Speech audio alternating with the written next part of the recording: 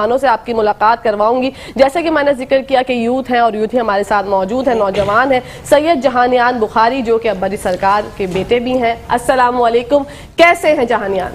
वालेकुम अस्सलाम वरहमतुल्लाह, मैं बिल्कुल ठीक हूँ और खैर मैं बिल्कुल ठीक हूँ अल्हम्दुलिल्लाह। बिल्कुल, आपको वेलकम कहते हैं मुस्कुराती से। जी बहुत शुक्रिया। सबसे पहले तो मैं आपका और मंसूर भाई का और मेट्रो टीवी की टीम का शुक्रिया अदा करना चाहता हूँ कि आप लोगों ने हमें बतौर मेहमान इस शो में दावत दी। बिल्कुल, हम आपको बिल्कुल खुशामदीद कहते हैं और आपका आना जो है और आपकी तशरीफ आवरी के लिए हम आपको शुक्रिया कहते हैं। दूसरे मेहमान से आपकी मुलाकात करवाएंगे जिनका नाम है सैयद बख्तियार, जो कि एडमिनिस्ट्रेटर है खानका बुखारिया 89 से। अस्सलाम वालेकुम, कैसे हैं? वालेकुम अस्सलाम, कैसी हैं आप? ठीक है, मैं बिल्कुल ठीक ठाक अल्हम्दुलिल्लाह। आप खैरियत से हैं? अल्हम्दुलिल्लाह अल्हम्दुलिल्लाह। आपको भी हम वेलकम कहते हैं मुस्कुराती से। बहुत बहुत आप लोग का भी शुक्रिया जो आप लोग ने हमें यहाँ पे मदऊ किया। जी बहुत बहुत शुक्रिया आप लोगों की तशरीफ आवरी का। तीसरे मौजूद मेहमान से आपकी मुलाकात करवाते हैं अली अशरफ, जो कि फाइनेंस एडवाइजर हैं खानका बुखारिया 89 के। अस्सलाम वालेकुम अली, कैसे हैं आप? वालेकुम अस्सलाम, आप कैसी हैं? बिल्कुल मैं ठीक ठाक अल्हम्दुलिल्लाह। और अब्बा जी सरकार के दामाद भी हैं आप माशाल्लाह। जी बिल्कुल। और मुस्कुराते सुबह में तीनों मौजूद मेहमानों को मैं वेलकम कहती हूँ। बहुत ज़्यादा जो है वो ट्रैफिक के मामलात कराची के हमेशा से ही अजीबो गरीब हुआ करते हैं और आज भी हैं, जो कि मुझे बताया गया था कि ऐसा कुछ नहीं है, लेकिन ट्रैफिक के मामलात कल से मैं देख रही हूँ ये पूरा रोड जो है वो ब्लॉक था। पता नहीं कितने कितने घंटों में लोग पहुंचे। आप लोग खैरियत से यहाँ तक पहुँच गए? हमें खुद आधे 15-20 मिनट का हमारा डिस्टेंस है, हमें खुद 1 घंटा लग गया पहुँचते हुए, है ना? ऐसा है ना, मेरी बातों में कहीं ना कहीं सदाकत होती है। मैं लास्ट टाइम भी ट्रैफिक के मामलात तो ऐसे कि कराची के वैसे ही माहौल के मुताबिक नहीं होते, मामूली रोडों का कोई ऐसा हाल है, कोई पुरसाने हाल नहीं है। बिल्कुल बिल्कुल पुरसाने हाल नहीं है। और बात यहाँ से शुरू करेंगे बख्तियार कि आप एक नौजवान नस्ल का हिस्सा है हमारे मुल्क की। आप क्या सोचते हैं कि किस तरह से हम लोग जो है वो बेहतरी ला सकते हैं, आप लोग बेहतरी ला सकते हैं, क्योंकि अब ये दौर आप लोगों का है? जी असल में सबसे पहले जो हमारी कौम है, पाकिस्तानी कौम, इस कौम का जो मसला है, हमारा सबसे बड़ा मसला ये है कि हम अपना मसला डायग्नोज नहीं कर पा रहे। बिल्कुल कि हमारा मसला क्या है। तो अगर हम देखें कि 1947 से पहले जो मुसलमान थे वो दोहरी गुलामी का शिकार थे। एक तरफ से अंग्रेज़ों की गुलामी थी और एक तरफ से हिंदुओं की। बिल्कुल। अगर आप सियासी पॉइंट ऑफ व्यू से देखें तो अंग्रेज़ों की गुलामी थी, और अगर मुआशी पॉइंट ऑफ व्यू से देखें और कल्चरल पॉइंट ऑफ व्यू से देखें तो हम हिंदुओं की गुलामी में शिकार थे, गुलामी का शिकार थे। अच्छा, पूरे अनारकली बाज़ार में लाहौर में बिजनेस का ये हाल था कि मुसलमान की सिर्फ एक दुकान थी, लोग ये कहते हैं, और सब कारोबार हिंदुओं के हाथ में था।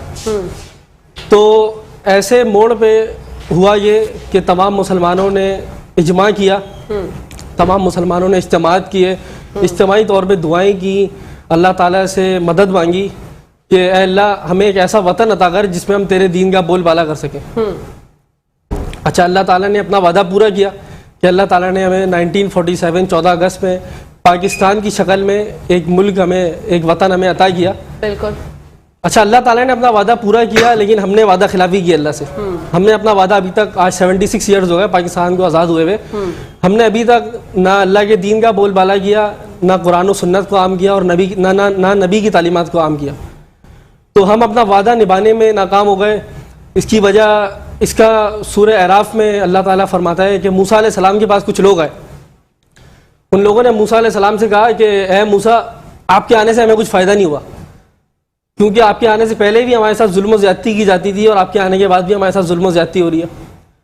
तो इसके जवाब में अल्लाह ताला ने कुरान में फरमाया कि अनकरीब ऐसा वक्त आएगा कि तुम्हारे दुश्मनों को नेस्त व नाबूद कर दिया जाएगा और तुम्हें दुश्मनों पर गालिब ले आया जाएगा। और हुआ ऐसे ही कि फ़िरौन की पूरी कौम को और फ़िरौन की फ़ौज को अल्लाह ताला ने गर्क कर दिया, और मूसा अलैहि सलाम के जो मानने वाले थे वो फिर खुशहाल हो गए।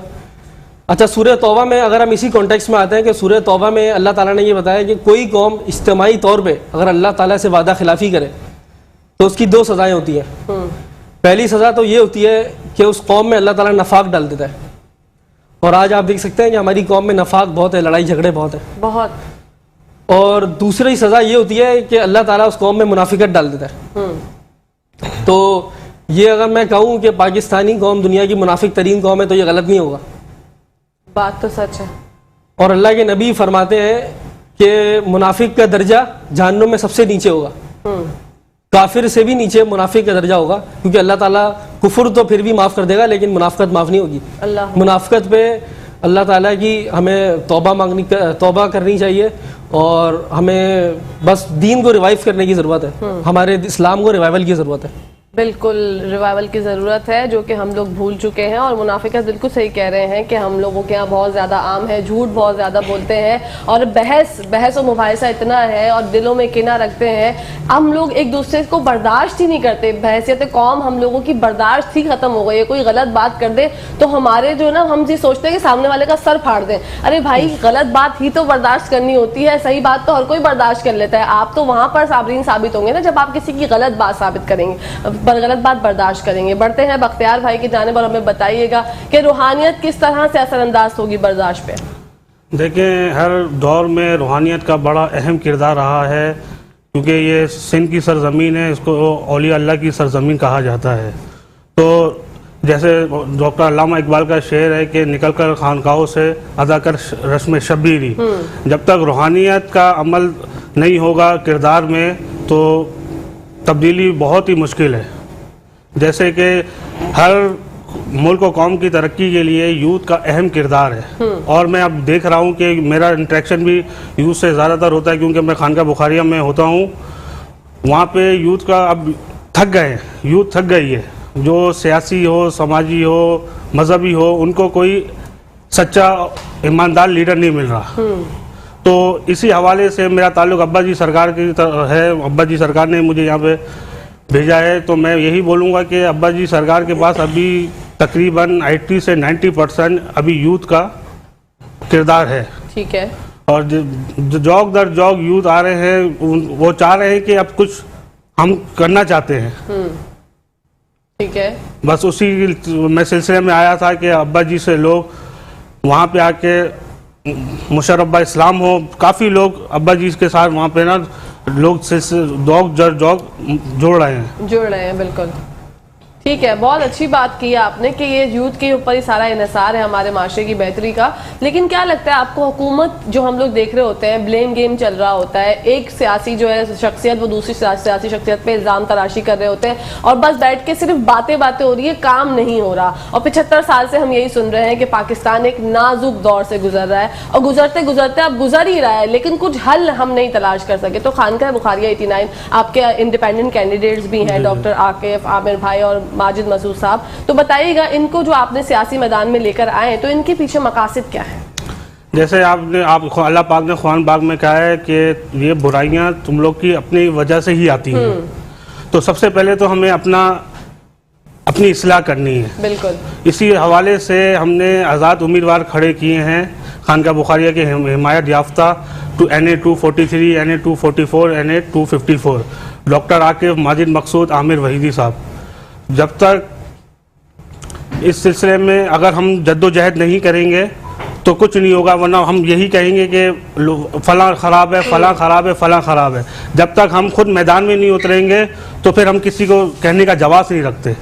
इसी सिलसिले में अब्बा जी हुजूर ने बोला है तुम लोग कदम बढ़ाओ, कामयाबी नाकामी ऊपर वाले के हाथ में है, लेकिन कोशिश करनी चाहिए। बिल्कुल, कोशिश करनी चाहिए। अली, आपका क्या मौक़िफ़ है, क्या कहते हैं इस बात पर? मेरा मौक़िफ़ ये, जैसे मैं इनकी बात को सेकंड करूँगा, हमें अपने लेवल पे, इंडिविजुअल लेवल पे हमने इनिशिएट लेना पड़ेगा, क्योंकि कब तक दूसरों के ऊपर तनकीद करते रहेंगे, तनकीद ब तनकीद। आज मुल्क का माहौल आपके सामने है कि वो गलत कर रहा है, ये गलत कर रहा है, मैं खुद क्या कर रहा हूँ, मैं इस बारे में क्यों नहीं बात करता। इस चीज़ को मेरे ख्याल में हाईलाइट करना पड़ेगा, और फिर हर जितने भी यूथ हैं, जितने भी लोग हैं, आज माशाल्लाह शऊर आ रहा है, रूहानियत की आपने बात करी, लोग इस तरफ आ रहे हैं। एक बहुत टाइम लगा, लेकिन अल्हम्दुलिल्लाह अल्लाह की नज़र हुई है और अब्बा जी ने एक इनिशिएट करा है इस चीज़ को, उन्होंने प्लेटफॉर्म प्रोवाइड करा है हमें, तो लोग अल्हम्दुलिल्लाह लोग इस तरफ आ रहे हैं। तो कोशिश ये होनी चाहिए कि अपने ऊपर काम करें, अपने गिरेबान में जाके और अपनी गलतियों को सुधारने की कोशिश करें, ताकि एक काफिला बनता जाए और फिर फर्दर फिर मुल्क के ऊपर बेहतरी आए। बिल्कुल, और बेहतरी ऐसे ही आ सकती है जब आप नियत साफ के साथ मंजिल आसान होती है ना, जब आपकी नियत में ही खोट है तो फिर मसले मसाइल हो जाते हैं। अली, बताइएगा, आप अब्बा जी सरकार के दामाद भी हैं, तो कैसा रिश्ता है आपका उनसे?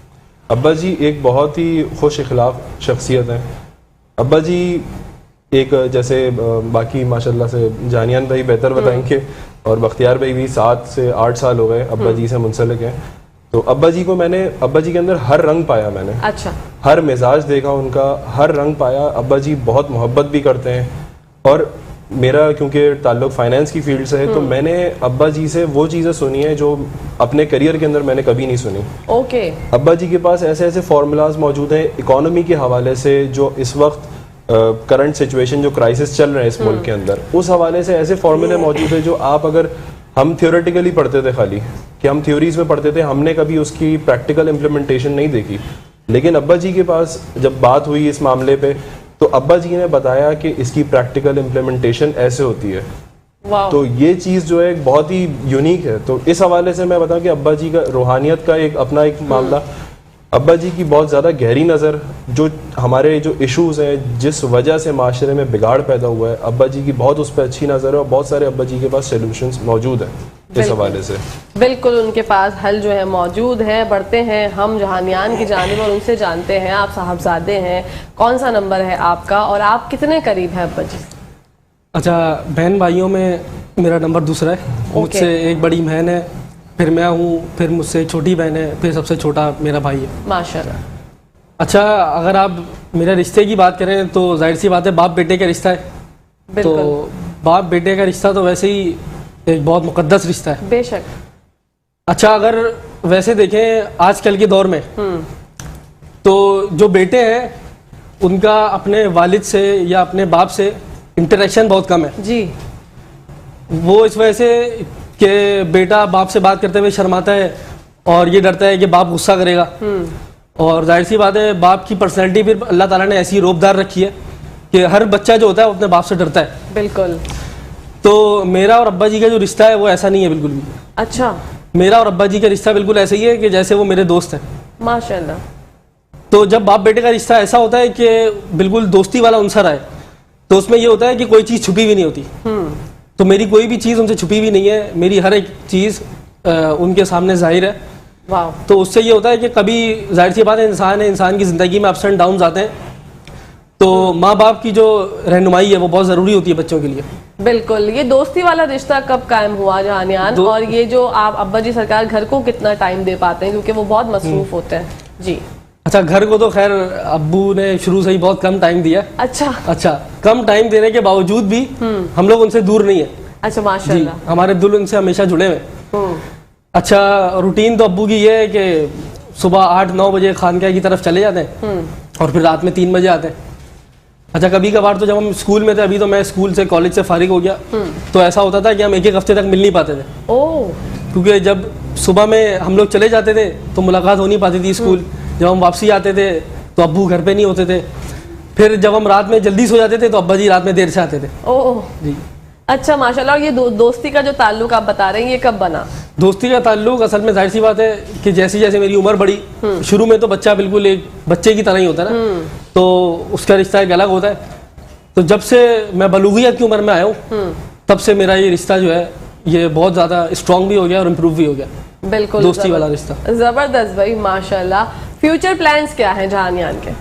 फ्यूचर प्लान्स तो मेरे तो फिलहाल जो मेरी सोच है वो जाहिर सी बात है अपनी एजुकेशन भी आगे कंटिन्यू करनी है, लेकिन अपने मुल्क की तरफ रुझान ज़्यादा है कि अपने मुल्क में चेंज कैसे लाया जाए। बिल्कुल, क्योंकि अब ये वक्त यही है कि गौर तो करना पड़ेगा, सोचना तो पड़ेगा, वरना इस तरह से ही चलता रहेगा और हालात बहुत ज़्यादा बुरे भी हो सकते हैं। तो पाकिस्तानियों उठ खड़े हों, थोड़े से होश के नाखून लें और ये सोचें कि चीज़ें जो बिगड़ चुकी हैं, जो इतना मैसअप हो चुका है, इसको संवारना किस तरह से ही अचानक। अब बख्तियार भाई, आप एडमिनिस्ट्रेटर हैं, अब्बा जी सरकार के हुजरे में कोई दाखिल नहीं हो सकता जब तक आप ना चाहें। तो अपनी खिदमात पर रोशनी डालिएगा ज़रा, हम चाहते हैं आपके बारे में जानें। जी। देखिए, अब्बा जी से ताल्लुक़ मेरा तकरीबन 7-8 साल हो गए हैं। मैं अब्बा जी के साथ ही हो रहा हूँ 24/7। अच्छा, माशाल्लाह। जी। बस मेरा तो इसमें कोई कमाल नहीं, अब्बा जी की शख्सियत ऐसी है कि उन्होंने मुझे इतना मुतासिर कर दिया अपनी शख्सियत से। माशाल्लाह। अब्बा जी की खुसूसियत ये है कि अब्बा जी की शख्सियत में हर करैक्टर आपको मिलेगा, चाहे वो उस्ताद का ले लें, चाहे वो बाप का ले लें, चाहे वो भाई का ले लें, चाहे वो दोस्त का ले लें। हर करैक्टर अब्बा जी की शख्सियत में है। और ये बात जहानियान भाई भी, अली भाई भी सेकंड करेंगे मेरे साथ कि जैसे इनके साथ रवैया अब्बा जी का है, सेम टू सेम अपने अकीदतमंद, अपने चाहने वालों के साथ भी वैसे ही है। जो इनके लिए पसंद करते हैं वो अपने अकीदतमंद के लिए भी पसंद करते हैं। ये मैं इसका ऐनी शाहिद हूँ। ओके। ये मैं इसका ऐनी शाहिद हूँ। अब्बा जी की मतलब उन्होंने अपनी ज़ात को ना फना कर दिया है। बिल्कुल। मैं अब्बा जी का रूटीन बताऊंगा। सुबह 9 बजे आते हैं, रात को 3 बजे घर जाते हैं, बिल्कुल। और उसमें इन 18 घंटों में सिर्फ एक रोटी खाते हैं, माशाल्लाह। और ये भी हफ्ते में 4 डेज, ज़्यादातर चाय पापे। बहुत सादा इंसान है। अब्बा जी ने जन जर ज़मीन को तर्क कर दिया है। बस वो चाहते हैं कि अल्लाह ताला अपने हमारी ज़ात से कोई अपने दीन का काम ले ले। बेशक। अगर हम वहाँ जाएं तो सुरखरू होके जाएं, बिल्कुल। और आमीन। जब यहाँ से पर्दा हो तो लोग कहें कि कोई ईमानदार गया था। बिल्कुल बिल्कुल, बहुत खूबसूरत सोच। इस पुरफतन दौर में ऐसा मैंने अमीन और सादिक शख्स बिल्कुल नहीं देखा। माशाल्लाह। मतलब अब्बा जी की बातें तो इतनी है, खुसूसियात इतनी है कि ये टाइम प्रोग्राम पड़ जाएगा, काफ़ी प्रोग्राम करने पड़ेंगे। एग्जैक्टली। अब्बा जी खुसूसियत अब्बा जी की ये है कि जैसे अमीर के साथ रवैया है वैसे गरीब के साथ भी रवैया है, जैसे बड़े के साथ रवैया है वैसे छोटे के साथ शफकत है। मतलब अब्बा जी की दोहरी शख्सियत नहीं है, सबके साथ एक शख्सियत है। और कितने लोग हज़ारों की तादाद में, लाखों की तादाद में इन जब से खानका तामीर हुई है लातादाद लोग अब्बा जी से मुस्तफ़ीज़ हुए हैं, चाहे वो रूहानी मामलात में हो, चाहे वो मईशी मामलात में हो, चाहे वो सियासी। तो कराची की होल्डिंग सियासी पार्टी सारी अब्बा जी के पास दुआ के लिए आती हैं। बिल्कुल, इस बात को तो हम आगे बढ़ाएंगे और ब्रेक के बाद आके इस पर बात करते हैं। मैंने भी कुछ सवालात सोचे हुए हैं, वो मैं बिल्कुल जानूंगी आपसे। आप नाज़रीन ब्रेक लेते हैं, आप लोग कहीं जाएगा मत, देखते रहिए मुस्कुराते से बाहर। Back to the show. आप लोग देख रहे हैं आपका फेवरेट मॉर्निंग शो, इसका नाम है मुस्कुराते सुबह, और बात जहां से अधूरी छोड़ के गए थे वहीं से करते हैं कंटिन्यू। बख्तियार भाई बताइएगा, बड़ी बड़ी सियासी शख्सियात जो है अब्बा जी सरकार के पास आती हैं और वो उनके कोई भी ऐसे मसाइल होते हैं, ये मैंने सुनी है बात, तो इस पर जरा रोशनी डालिएगा कि वो मसाइल अब्बा जी के पास आने के बाद इंशाल्लाह हल हो जाते हैं, चाहे वो कोई भी मसला हो। तो अब्बा जी की दुआओं में अल्हम्दुलिल्लाह इतना असर है कि वो उनके जो बिगड़े काम हैं वो सब बन जाते हैं। इस पर रोशनी डालिए। मैं सिर्फ कराची नहीं, पाकिस्तान के सियासी लोग आते हैं और वक्त के हुक्मरान भी शाह साहब के पास तशरीफ़ ले आते हैं। तो जैसे कि अब्बा जी का कोई कॉल होता है वो अल्लाह पाक रद्द नहीं करता। अब्बा जी की खुसूसियत ये है कि मैंने देखी है, अब्बा जी के मुंह से अल्फाज जो निकले ना वो पत्थर पर लकीर हो जाते हैं, अल्लाह ताला उसकी लाज रखता है। क्योंकि अब्बा जी अपने लिए कुछ नहीं करते, कौम के लिए बस जज्बा है अब्बा जी का कि बस मेरे हाथ से कुछ कौम के लिए काम हो जाए। बिल्कुल। बस उनका कोई पुरसाने हाल नहीं है, गरीबों का कोई पुरसाने हाल नहीं है, कोई उनकी बस कोई दाद रसी करने वाला नहीं है। बिल्कुल ऐसे ही। बस अब्बा जी के पास जो तशरीफ़ लेके आते हैं बस अब्बा जी उनके लिए हाथ उठाते हैं। और मैंने मतलब ऐनी शाहिद हूँ, हल्फियन कहता हूँ कि मनो वन अब्बा जी के जैसे अल्फाज होते हैं वैसे ही अल्लाह पाक पूरा करता है उसको। बिल्कुल, दुआओं में माशाल्लाह कितना असर है कि जिसके लिए दुआ कर देते हैं वो पूरी हो जाती है। जी अल्हम्दुलिल्लाह अल्हम्दुलिल्लाह। चाहे वो किसी का कोई केस हो, चाहे कोई पेशी हो। जी जी, बहुत सारे लोग ऐसे समाजी लोग, सियासी लोग आते हैं कि बस वो अब्बा जी से बोलते हैं दुआ की दरख्वास्त है, अब्बा जी बस हाथ उठाते हैं, अल्लाह पाक बस अब्बा जी की लाज रख लेता है। माशाल्लाह माशाल्लाह। बिल्कुल। अली, आप क्या कहना चाहेंगे? आप फाइनेंस एडवाइजर हैं, किस तरह के एडवाइजेस जो है वो आप फराहम करते हैं? जी। हमारा बेसिकली जो डे टू डे जो ऑपरेशंस होते हैं, अच्छा उससे पहले छोटी सी एक चीज़ जो अब्बा जी की हमने बात करी, तो अब्बा जी की एक और खिदमत में ऐड करना चाहूँगा खानका के अंदर कि हमारे पास ऐसे लोग मौजूद हैं जिनका कोई वारिस नहीं था, जिनका ना आगे था, ना कोई रिश्तेदार, ना कोई उनका ख्याल रखने वाला। तो अब्बा जी ने जैसे एक बताया कि कैरेक्टर है अब्बा जी के अंदर सारे, तो अब्बा जी के अंदर अपनाइयत बहुत है। तो अब्बा जी ने उनको उठाया, किसी को कहीं से उठाया, किसी को रोड से उठाया और उठा के अपने पास रखा, अपने हाथों से खाना खिलाया, उनको इज्जत दी और आज वो खानका के अंदर रिहाइश पजीर है माशाल्लाह। तो इस तरीके से इसी के साथ कुछ हमारे पास ऐसे लोग मौजूद थे जो गलत एक्टिविटीज़ में और नशे की आदत में मुब्तला थे। अब्बा जी ने उनको अपनाइयत दी, अपने पास रखा और उनका इलाज करा खुद से, और आज वो काम कर रहे हैं खानका में माशाल्लाह। उनको मुआवजा भी मिलता है। तो ये अब्बा जी की एक छोटी सी करामत है मेरी नज़र में। और बस अब्बा खिदमत ही कह सकते हैं आप, बिल्कुल कि खिदमत बिला गर्ज। अब्बा जी का मकसद सिर्फ ये है कि अक्सर फरमाते हैं कि मेरा मकसद ये है कि गरीब का बच्चा सुख की रोटी खाए और सो जाए, चैन की नींद। बिल्कुल। ये एक छोटा सा अब्बा जी का एक वो है।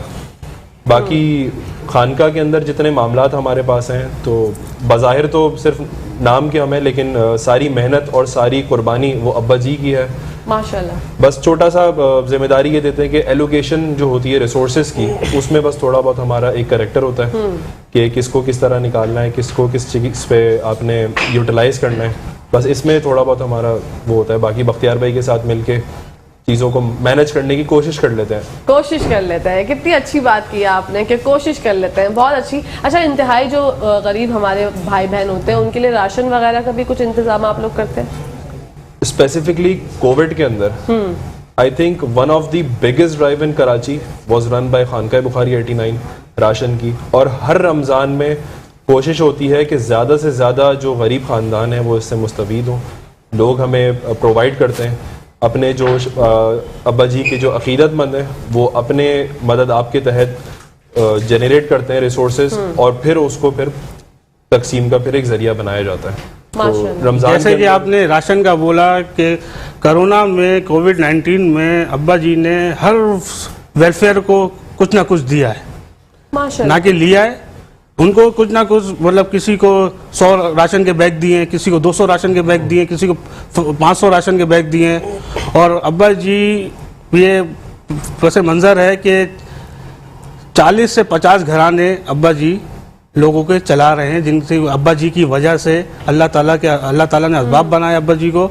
अब्बा जी की वजह से 50 घराने में चूल्हा जलता है अब्बा जी की वजह से, माशाल्लाह। जो सफ़ेद पोश हैं, बिल्कुल, जो किसी के आगे हाथ नहीं फैलाते। एग्जैक्टली। अब्बा जी अहले नज़र है, वो बसीरत रखते हैं देखने की, तो उनको पता चल जाता है कौन हकदार है कौन हकदार नहीं है। बिल्कुल, ये अब्बा जी की खुसूसियत है। जो अब्बा जी की तरफ से उन्हीं को इमदाद होती है जो हकदार है।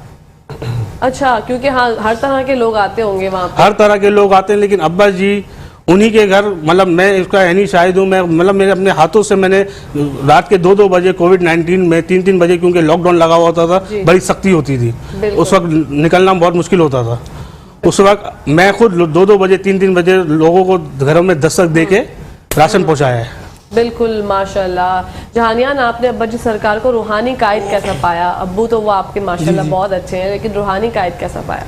अच्छा, रूहानियत के हिसाब से अगर हम देखें तो मैंने जो देखा, अब्बा जी सरकार ने दुनिया को 3 तलाक दे दिए।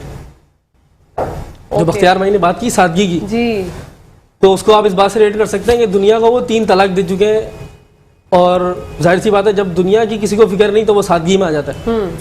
अच्छा, इसी में आपको वाक़या बताता चलूँ कि मुतवल्ली काबा शेख अब्दुर्रहमान शैबी, वो भी खानका बुखारिया तशरीफ़ लेके आए। बड़े मशहूर माशाल्लाह सियासतदान रऊफ़ सिद्दीकी साहब, उनके हमरा वो खानका बुखारिया में तशरीफ़ लाए। अच्छा, उन्होंने भी ये जब बात देखी कि सादगी अब्बा जी सरकार में इतनी है कि ये दुनिया को 3 तलाक दे चुकी, जैसे मैंने बोला। बिल्कुल।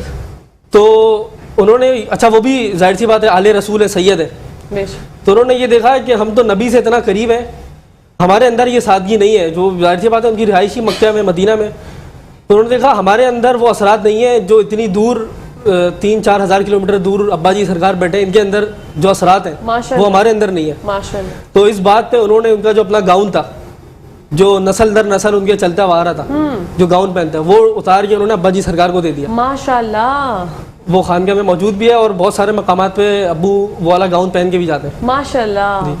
और वो अब्बा जी को ये देख, उनकी सादगी देख के बोल पड़े कि मैं जाहिर का सैयद हूँ और आप बातिन के सैयद हैं। माशाल्लाह। क्योंकि शाह साहब जो करते हैं, मतलब अपनी ज़ात की नफ़ी करके करते हैं।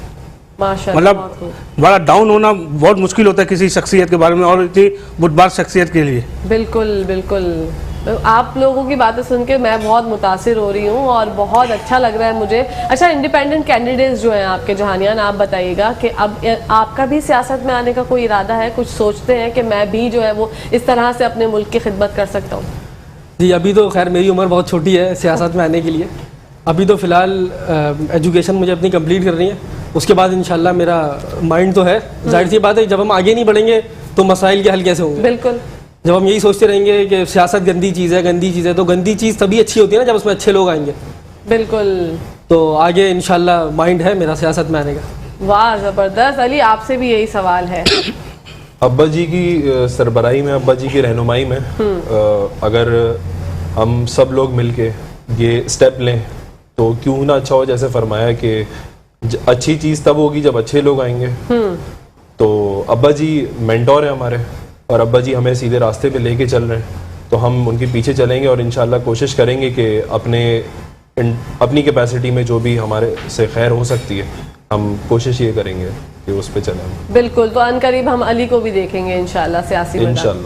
इंशाल्लाह, क्योंकि देखिए बातें तो सभी करते हैं ना, अब वक्त है कुछ कर दिखाने का। तो मैदान में आइए, यूथ हैं आप लोग माशाल्लाह, और यूथ कितनी इंगेज है खानका बुखारी और अब्बा जी सरकार के साथ? हमारे पास 80 to 90% यूथ इंगेज है इस वक्त वाह, खानका के अंदर, जो हर लेवल के काम कर रहे हैं। जो अब्बा जी के पास जो लोग वहाँ पे जो मुआवजे पे हैं लोग, जो जैसे फरमाया कि अब्बा जी बहुत सारे ख़ानदान चला रहे हैं, घर नहीं बहुत सारे ख़ानदान चला रहे हैं, उनकी किफ़ालत कर रहे हैं। तो जब वो मुतासिर होते हैं देखते हुए ये चीज़ कि अपनी नफ़ी करके अब्बा जी हमारी फ़िक्र कर रहे हैं, तो वो भी इंगेज होते हैं। हमारे पास इस तरीके से 80 to 90% ऐसे लोग मौजूद हैं जो आते हैं और अपनी खिदमत अंजाम देने की ख्वाहिश इज़हार कर रहे हैं माशाल्लाह। तो इस तरह ये कारवां एक चलता जा रहा है और लोग जौक दर जौक जुड़ते जा रहे हैं और इंगेज होते जा रहे हैं माशाल्लाह माशाल्लाह। और आप लोग भी जुड़ना चाहते हैं तो खानका बुखारिया। अच्छा, खानका बुखारिया का माहौल किस तरह का है, मैं जानना चाहती हूँ। लोग अगर जुड़ना चाहते हैं तो ख़वातीन भी आती हैं वहाँ पर, मसाइल भी लाती हैं अपने, बताती हैं कि क्या क्या प्रॉब्लम्स हैं, किस तरह से हल करते हैं अब्बा जी? अच्छा, पहले तो मेरे ख्याल से बहुत सारे लोगों के जहनों में एक ही इमेज होगी खानका की, एक बहुत टिपिकल जो होती है, लेकिन खानका बुखारी 89 का माहौल बहुत ज़्यादा फ्रेंडली है, ठीक है, और बहुत ज़्यादा ओपन है। हर तरह के वहाँ पे लोग मौजूद हैं जो आपको एंटरटेन करेंगे, आपके मसाइल सुनेंगे, आपके रूहानी अगर मामलात हैं तो रूहानी मामले डील किए जाएंगे। लोग अगर कोई परेशान आता है, कोई गरीब आता है, तो फिर उसके हवाले से भी उनकी मदद की जाती है, उनको एंटरटेन किया जाता है। तो खानका का एक वो ऐसा कोई कंजर्वेटिव और बहुत ज़्यादा इस तरह का कोई माहौल नहीं है, ठीक है, जिस तरह एक लोगों के दिमागों में और जो एक पोर्ट्रे किया जाता है यूजुअली। तो खानका के अंदर हर तरह के आपको मसाइल का हल मिलेगा। बख्तियार भाई होते हैं, हमारे पास एक सैयद आमिर वाही भी हैं, एक मौलाना शकील कादरी साहब हैं जो रूहानी मामलात को डील करते हैं। तो इसी तरीके से परवेज़ भाई होते हैं जो सारे पॉलिटिकल मैटर्स हैं और इस तरह के जितने मैटर्स होते हैं उसको वो डील करते हैं। तो डिफरेंट हमारे पास डिपार्टमेंट्स हैं जो अपना अपना काम बखूबी अंजाम दे रहे हैं। बखूबी अंजाम दे रहे हैं, मतलब बख्तियार भाई तो पक्का खाने की शौकीन है। बिल्कुल बिल्कुल ऐसा ही है ना। अच्छा, हमारे पास सब ज़बानें बोलने वाले की शेफ्स आती हैं माशाल्लाह। शेफ अनम पश्तो बोलती हैं, उर्दू स्पीकिंग भी आती है, पंजाबी भी आ चुकी हैं, सिंधी भी आ चुकी हैं। तो खानका बुखारिया में क्या तमाम ज़बानें बोलने वाले लोग जुड़ चुके हैं? जी, खानका बुखारिया में अगर आप थोड़ी स्टडी करेंगे तो आपको शायद ही पूरे पाकिस्तान में कोई ऐसा प्लेटफॉर्म मिले जहाँ पे कोई भी डिफरेंस नहीं है, चाहे वो सिंधी हो, चाहे वो पंजाबी हो, चाहे वो महाजिर हो, चाहे वो पश्तून हो, चाहे वो बलोच हो। अच्छा, ये तो रीजनल डिफरेंसेस हो गए। अच्छा, अगर हम रिलीजन वाले डिफरेंसेस में अगर देखें कि सुन्नी, शिया, देवबंदी, बरेलवी, खानका में आपको ये भी डिफरेंस नहीं मिलेगा माशाल्लाह। सब एक ही प्लेटफॉर्म में, एक ही लीडरशिप के अंडर अपना अपना रोल, अपना अपना किरदार अदा कर रहे हैं, और इसका सारा क्रेडिट जो जाएगा वो अब्बा जी को जाएगा और किसी को नहीं जाएगा। बिल्कुल। अच्छा, लोग ये जानना चाहते हैं कि खानका बुखारिया में आने की कोई टाइमिंग है या किसी भी वक्त आ सकते हैं? अच्छा, वैसे तो अगर आपको अब्बा जी से मिलना है तो बख्तियार भाई से जाहिर सी बात आपको टाइम लेना पड़ेगा स्पेसिफिक, क्योंकि जाहिर सी बात है रश बहुत होता है ना। हाँ, तो अगर आप ऐसे ही आ जाएंगे फिर आपकी मुलाकात नहीं होगी, जाहिर सी बात है लोग नाराज भी हो जाते हैं कि हमारी मुलाकात नहीं हुई। और हमारे यहाँ लोग ज्यादा नाराज पहले होते हैं, मुस्कुराहट अच्छे काम आप 100 कर दें, जहाँ एक छोटी सी कोताही हो जाए वहीं पर हो जाता है कि भाई ये ऐसा क्यों हो गया। तो थोड़ी सी जज्बाती कौम है हम लोग। लोगों का ये कहना होता है कि हमारे मुताबिक हो जाए जी। अच्छा, ये कहीं डॉक्टर के पास जाएंगे, कहीं दूसरे इदारे जाएंगे, वहां पे अगर ये ऐसी बातें नहीं करेंगे, उनको फॉलो करेंगे उनके रूल को। जो हमारे पास कोई आ जाए तो बोलते नहीं हमारे मुताबिक हो जाए। बिल्कुल, हम सिस्टम के मुताबिक नहीं, सिस्टम हमारे मुताबिक हो जाए। बिल्कुल। आपने ऐसे कई वाकयात होते हैं, कई वाकयात तो बिल्कुल होते होंगे, आप ही सब चीजें टाइम वगैरह। जैसे आपने अब्बा जी से मुलाकात का टाइम पूछा तो 12 बजे से शाम 6 बजे तक पब्लिक मिलती है अब्बा जी से मुलाकात। वो वैसे भी जिससे कोई मसाइल होते हैं, किसी के कोई मसाइल होते हैं, उसके बाद फिर कुछ सियासी लोग आ जाते हैं, कुछ समाजी लोग आ जाते हैं। लेकिन अब्बा जी की खुसूसियत ये है कि अब्बा जी जो सुबह 9 बजे से बोलना स्टार्ट होते हैं, रात के 3 बजे तक कंटिन्यू बोल रहे होते हैं माशाल्लाह। उसमें से आराम अब्बा जी मतलब नहीं होने के बराबर ही करते हैं। माशाल्लाह। और बस लोगों से इंटरेक्शन होता है मतलब एक के बाद एक के बाद एक इसी तरह सिलसिला चलते रहता है, इसी तरह सिलसिला चलते रहता है। फिर जैसे आप बताया खानका बुखारिया में 40 ऐसे लोग रहते हैं जिनका कोई पुरसाने हाल नहीं था। अच्छा। अब्बा जी उनको कोई फलां जगह से जो गलत एक्टिविटी, जैसे अली भाई ने बताया, जो गलत एक्टिविटी में पड़ गए थे, नशों में पड़ गए थे, अब्बा जी उनको अपना बेटा बना के ले आए। आज अल्हम्दुलिल्लाह वो हमारी तरह नॉर्मल जिंदगी जी रहे हैं माशाल्लाह। और वो उनका वो ये है कि बस अब अब्बा जी आने वाली जिंदगी आपके साथ ही है।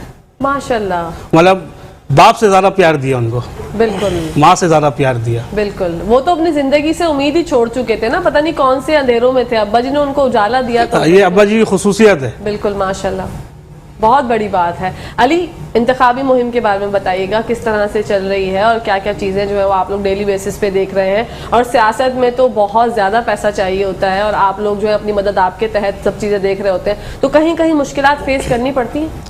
मुश्किलात देखिए हर फेज पे आपको फेस करनी पड़ेंगी, भले आप वो इनिशियल स्टेप पे हो, छोटे स्टेप पे हो, बड़े स्टेप पे हो। अब्बा जी जैसे फरमाते हैं ना कि आज गरीब से ज़्यादा अमीर परेशान है, बिल्कुल, क्योंकि उसके पास चीज़ें ज़्यादा है ना मैनेज करने के लिए। तो मुश्किलात तो होती हैं, जाहिर सी बात है, वसाइल की कमी है। अपनी मदद आपके तहत अब्बा जी का, हमें जो हमारे इंडिपेंडेंट कैंडिडेट्स हैं उनको जो एक एडवांटेज मिला वो ये मिला कि अब्बा जी का जो हल्का है, अब्बा जी की जो शख्सियत ऐसी है कि हर बंदा उनको जानता है। तो जिधर वो जाते हैं कैंपेन के लिए, कहीं ना कोई रेफरेंस निकल कर आता है कि फला अब्बा जी का तारुफ, अब अब्बा जी का जो नाम है वो किसी तारुफ का मोहताज नहीं है, अल्हम्दुलिल्लाह। अल्हम्दुलिल्लाह। तो कैंपेन उस हवाले से चलती है। अपने जो लोग हैं आसपास के, NA-243 में जैसे माजिद मकसूद हैं और NA-244 में डॉक्टर सैयद आकिफ उद्दीन है, फिर इसी तरीके से सैयद आमिर वाहिदी NA-254 से। तो इनका इंतखाबी निशान है S। और हमारा जो इनका जो मोटिव है वो मोटिव भी ये है कि सिंध को बचाना है तो S पे मोहर लगाना है। अरे वाह। तो S का मतलब है, S जो है वो स्टार की निस्बत से लिया गया, स्टार का जो स्टार्ट है उसका S चुना गया इस इंतखाबी मुहिम के लिए। तो जोरों शोरों से जारी है। आपका अगर वोट है तो आप भी जरूर वोट डालें वहाँ पे आके। बिल्कुल बिल्कुल। ये जैसे कि अली भाई ने बताया कि जहानियान भाई साहब ने सवाल किया, मैं कहता हूँ खानका बुखारिया वाहिद वो जगह है जो किसी जबान की नहीं है, सब जबानों की है। वाह। खानका बुखारिया में एक मस्जिद भी कायम की गई है जो मस्जिद इसरार के नाम से नाम रखा गया उसका। वो इस मस्जिद की रमज़ान में खुसूसियत बात यह है कि एहतिकाफ में चारों मकतबा फिक्र के लोग बैठे हुए थे। माशाल्लाह। सुन्नी भी बैठा हुआ था, दियोबंदी भी बैठा हुआ था, अहले हदीस भी बैठा हुआ था, शिया भी बैठा हुआ था। माशाल्लाह। लेकिन ये सब मुत्तफिक अब्बा जी पे हैं क्योंकि कैरेक्टर ऐसा है। जी बिल्कुल ऐसी बात है, बहुत खूबसूरत। यहाँ पर टाइम जो है वो बिल्कुल ख़त्म हो गया, 1 घंटा पता ही नहीं चला। जहानियान, क्या पैगाम देना चाहोगे नाज़रीन को? सब आपको सुन रहे हैं। अच्छा, मैं आखिरी में पैगाम ये देना चाहूँगा कि सबसे ज़्यादा जो अभी ज़रूरत है हमारे दीन को और जाहिर सी बात है हमारी सोसाइटी को, वो यूथ की है। अच्छा, यूथ जो है वो जब तक एक प्लेटफॉर्म पे इकट्ठा नहीं होगी तब तक इसका कोई हल निकल नहीं सकता।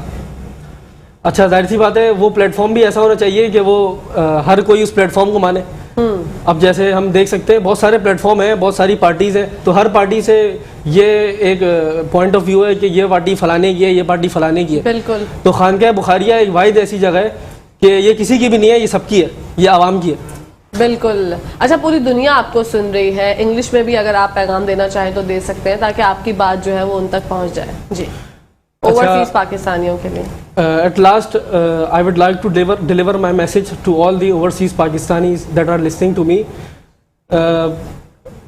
Shortly, I will say that it is the time that we all should combine and do efforts for our religion and for our country. बिल्कुल। वाह, what a beautiful message by Jahanian. क्या कहना चाहेंगे, पैगाम क्या देना चाहेंगे आप बख्तियार भाई? मेरा पैगाम यही है जो अब्बा जी का पैगाम है, और अल्लाह ताला ने कुरान पाक में फरमाया कि तुम बेहतरीन उम्मती हो, तुम्हें इंसानों की फलाह के लिए भेजा है, ना कि मुसलमान, ना कि कुछ, इंसानों के लिए। तो सबसे बड़ी इंसानियत, उसकी खिदमत कर दी जाए, उसके काम आया जाए, तो सबसे बड़ी खिदमत अल्लाह पाक के पास यही कबूल होती है। जो अब्बा जी इसी वजह से हमारी इसी हवाले से तरबियत करते हैं कि बस बेटा किसी के काम आ जाओ। बिल्कुल, किसी के काम आ जाओ, कोई फिरका कोई चीज नहीं देखनी, भी सिर्फ नहीं, कुछ इंसानियत सबसे बड़ी जी। चीज है। क्या कहना चाहेंगे आप अली, क्या पैगाम देंगे नाज़रीन को? अल्लाह ताला जैसे कुरान में फरमा रहा है ना, वो क्यों कहते हो जो खुद नहीं करते। तो my message to the nation is कि it's high time we should go for towards self accountability. बस इतनी सी बात है और फिर आगे एक बात चलती रहेगी, फिर आगे सारे मामलात बनते रहेंगे और इंशाल्लाह अल्लाह का करम होगा और हम सुधर जाएंगे, हम भी एक इंशाल्लाह। डेवलप कंट्रीज की लिस्ट में शामिल हो जाएंगे इंशाल्लाह इंशाल्लाह। यूथ के लिए भी आप कुछ कहना चाह रहे थे प्रोग्राम? यूथ के लिए ये है कि सारे फेज गुजर गए, सारे फेज हमने देख लिए, हमने पॉलिटिक्स भी देखी, हमने सोशल लाइफ भी देखी, सब कुछ देखा। तो यूथ को हमने कैसा पाया? यूथ को हमने पाया कि रिलीजन से वो बहुत ज़्यादा डिस्टेंस है, बहुत ज़्यादा उनका डिस्टेंस है। तो इट्स हाई टाइम थोड़ा सा ऑब्जर्व करना शुरू करें, थोड़ा सा अपने एंड पे चीज़ों को पढ़ना शुरू करें। बिल्कुल, ताकि कि कुरान शरीफ जो है वो अल्लाह ताला ने आपकी ज़बान में भेजा है ना, आपके पास उर्दू ट्रांसलेशन मौजूद है। आपसे ना ये कहते हैं कि पूरे आप एक घंटे के पढ़ते रहे, आप सिर्फ ये करें, एक छोटा सा एक लाइन पढ़ लें और उस पर कोशिश करें अमल करने की। बिल्कुल, अमल करना बहुत ज्यादा जरूरी है। आप तीनों मौजूद मेहमानों का बहुत बहुत शुक्रिया। इंशाल्लाह